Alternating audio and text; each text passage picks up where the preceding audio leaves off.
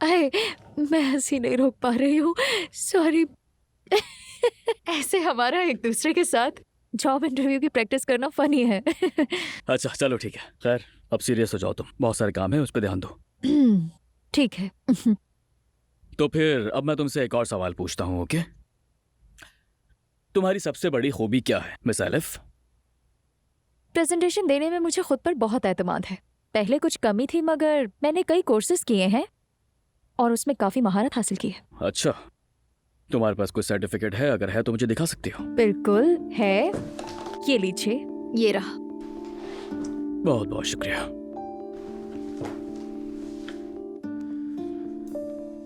Very good, बहुत खूब, जबरदस्त। बस ठीक है, मेरे लिए इतना काफी है।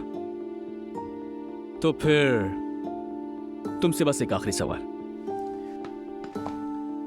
तुम्हें हम ये जॉब क्यों दें एलिफ मैडम? मैंने आपकी कंपनी के बारे में रिसर्च की है। मेरी सोच और आपकी कंपनी का अपने कस्टमर्स के साथ रिस्पेक्ट फुल अप्रोच बहुत मिलती है, इसलिए इसके लिए मैं परफेक्ट हूँ। I like it. क्या वाकई जवाब पसंद आया मेरा? बिल्कुल, जवाब हैरान कुन है।